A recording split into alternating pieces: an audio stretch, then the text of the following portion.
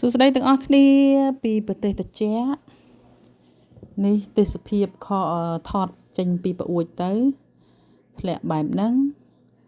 អត់សូវច្រើនទេប៉ុន្តែធ្លាក់ជាប់រហូតពេញមួយថ្ងៃហើយតែវាអត់សូវក្រាស់ប្រហែលទេហើយនេះទស្សនភាពកន្លែងចតឡានចេញពីផ្ទះទៅព្រោះត្រៀមខ្លួនដើម្បីទៅផ្សារអញ្ចឹងយើងមើលអាកាសធាតុមុនទៅថាប្រមាណអង្សានៅប្រទេសនេះយើងតតែយើងមើលតាមទូរស័ព្ទអីចឹងណាមើលមុនថាដកប្រមាណដើម្បីយើងត្រៀមខោអាវតាមហ្នឹងអញ្ចឹងយើងស្លៀកពាក់រុំឲ្យជិតកុំឲ្យត្រជាក់ក្រាស់កម្រិតបែបណាហើយថ្ងៃដែលខ្ញុំថតនេះគឺដក2អញ្ចឹងយើងត្រូវរុំហើយព្រោះត្រជាក់អញ្ចឹងចាប់ផ្ដើមចេញដំណើរតាមផ្លូវទៅផ្សារអញ្ចឹងតាមផ្ទះមួយគឺបែបហ្នឹងសស្គុះនឹងលើដបូលមុខផ្ទះអីចឹងទៅហើយផ្លូវខ្លះក៏ធ្លាក់ទៅលលាយទៅក៏ឃើញតាមផ្លូវវារៀងដូចភ្លៀងអញ្ចឹង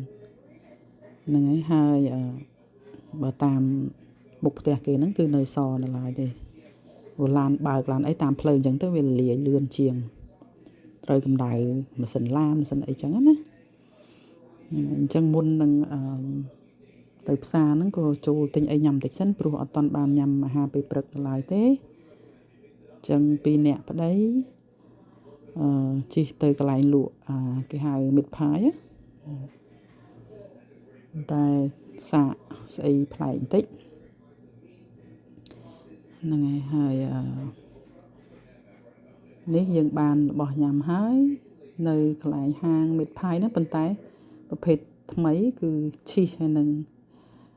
បន្លែហើយនឹងដូចជាជ្រក់ទៅសក់នៅក្នុងហ្នឹងហើយយើងញ៉ាំអានឹងសិនបានមកផ្សារហើយផ្សារហ្នឹងគឺ